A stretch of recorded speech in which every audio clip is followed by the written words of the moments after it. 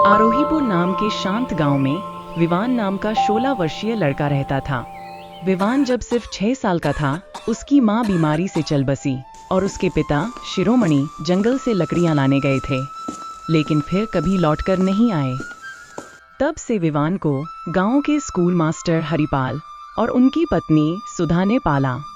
उनकी कोई संतान नहीं थी, इसलिए विवान उनके लिए बेटा जैसा था।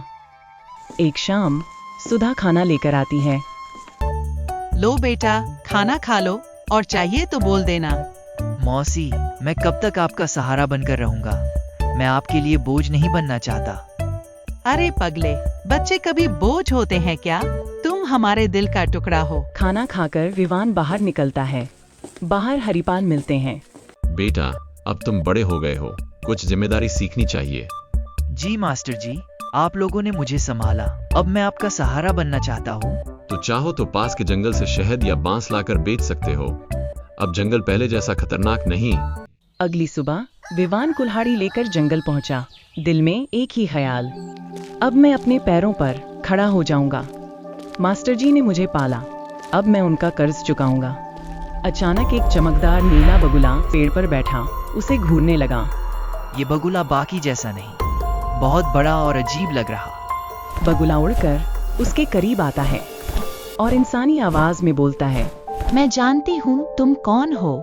तुम शिरोमणि के बेटे हो। विवान डरकर पीछे हट गया। तुम बोल कैसे सकती हो? क्योंकि मैं कभी इंसान थी, मुझे श्राप देकर इस रूप में बदला गया। फिर उसने सबसे बड़ा राज बताया। तुम्हारे पिता अभी भी जिंदा है। यह सुनकर विवान का दिल धड़क उठा, लेकिन डर के कारण वह जंगल से भाग गया। रात को वह घर में सो तो गया, पर नींद में भी वही सवाल घूमता रहा, क्या सचमुच उसके पिता जिंदा हैं? अगली सुबह विवान फिर जंगल गया और बगुला पहले से ही उसका इंतजार कर रहा था। बगुला बोली, अगर तुम अपने पिता से मिलना चाहते हो तो पहले मुझे श्राप से मुक्त करना होगा। बगुले ने विवान को एक रहस्यमयी गुफा में ले जाकर एक लोहे का संदूक दिखाया, जिसमें थे हीरे, सोना, चांदी, नीलम, इतनी दौलत कि कोई भी पागल हो जाए। ये सब तुम्हारा है, बस किसी को मत बताना। लेकिन गांव लौटने पर संदूक को देखकर हरिपाल और सुधा डर गए। उन्हें लगा ये खजाना बादशाह का है और वे विवान को लेकर इसे दरबार में जमा कराने चले गए। बादशाह ने लालच में इसे अपना खजाना बता दिया और थोड़ा सा इनाम देकर उन्हें विदा कर दिया। विवान जानता था बादशाह झूठ बोल रहा है, लेकिन वह बगुले का राज नहीं खोल सकता था। अगले दिन जंगल में विवान से एक साधु मिला, जिसने कहा, बेटा, उस बगुले से दूर रहो, वह एक दुष्ट चुड़ैल है। लेकिन विवान ने साधु की बात मानने से इनकार कर दिया। पूर्णिमा की रात विवान फिर उसी गुफा पहुंचा।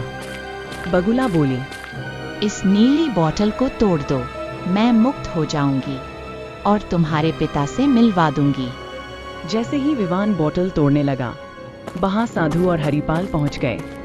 साधु चीखा, रुको विवान, ये चुड़ैल है। तेरे पिता ने अपने प्राण देकर इसे कैद किया था। विवान 2 दौराहों पर खड़ा था। एक तरफ गांव वालों की बात, दूसरी तरफ बगुले का वादा, और उसी भ्रम में वह बोतल जमीन पर पटक देता है। जैसे ही बोतल टूटी, नीली धुंध उठी और बगुला एक भयानक चुड़ैल में बदल गया। चुड़ैल चीखी, अब मैं आजाद हूँ और तुम सबकी मौत तय है। चुड़ैल उन सब पर हमला करने लगी। वे तीनों दौड़ते हुए बलिदान कुएं तक पहुंच गए। साधु ने कहा, इसे रोकने का बस एक तरीका है, किसी एक को इस कुएं में अपने प्राण देने होंगे। गलती मेरी थी, बलिदान भी मेरा होगा। और बिना एक पल गवाए विवान ने कुएं में छलांग लगा दी। चुड़ैल चीखते हुए एक धुएं में बंद गई और फिर से बगुले में कैद हो गई, इस बार हमेशा के लिए। हरिपाल और सुधा विवान को खोकर टूट गए, लेकिन जानते थे विवान ने वही किया जो उसके पिता ने कभी किया था। आरोहीपुर फिर सुरक्षित हो गया। लेकिन विवान की याद हमेशा जीवित रही।